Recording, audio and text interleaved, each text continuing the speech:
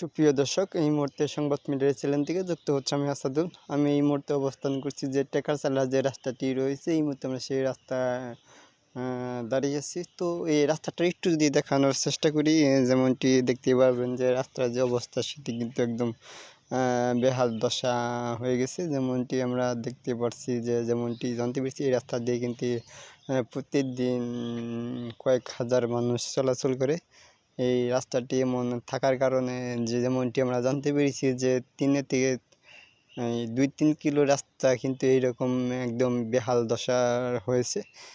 যেমনটি আমরা জানতে পেরেছি, এই রাস্তা দিয়ে কিন্তু ভ্যান, অটো বা বিভিন্ন ধরনের যে গাড়ি চলাচল করে। তো এই রাস্তাটা এমন থাকার কারণে যেটুকু জানতে পেরেছি যে এই রাস্তাটি এমন থাকার কারণে কিন্তু গাড়ি ঘোড়া ঠিকমতো যাইতে পারে না। যেমনটি এই রাস্তা দিয়ে যারা লোকজন চলাচল করে প্রতিদিন, কিন্তু যেমনটি আমরা জানতে পেরেছি যে এই টেকারচালার মানুষ যারা আছে তারা কিন্তু এই রাস্তা দিয়ে চলাচল করে, যেমনটি আমরা জানতে পেরেছি।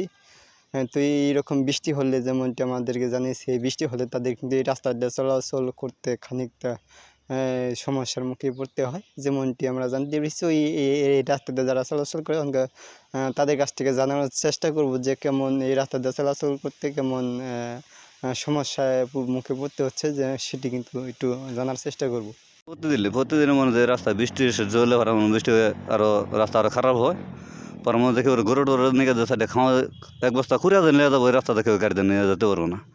এই কুড়িয়া বস্তা মনে হয় মাথায় করে নিয়ে যান, এই রাস্তা খারাপ। এই চালার মধ্যে মনে হয় যে টেকা চালার মধ্যে মনে হয় 100-200 লোক এই রাস্তায় চলাফেরা করে। মনে হয় কি নিজের থেকে কাজ করে নিলাম না, জনের দেখা তোর দেখে জনের করে দেন, খেলে সবাই একটা উপকার হবে গরুজনদের জন্য। সুপ্রিয় দর্শক, তো এই মুহূর্তে আপনাদেরকে জানানোর চেষ্টা করলাম যে এই রাস্তার যে পরিস্থিতি, এই রাস্তাতে যারা চলাচল করে তাদের কতটুকু ভোগান্তিতে পড়তে হয় সেটি কিন্তু জানানোর চেষ্টা করলাম। তো এই ছিল আমাদের কাছ থেকে যে এই সংবাদ মিডিয়া থেকে যে এই টেকারচালার রাস্তার পরিস্থিতির সর্বশেষ।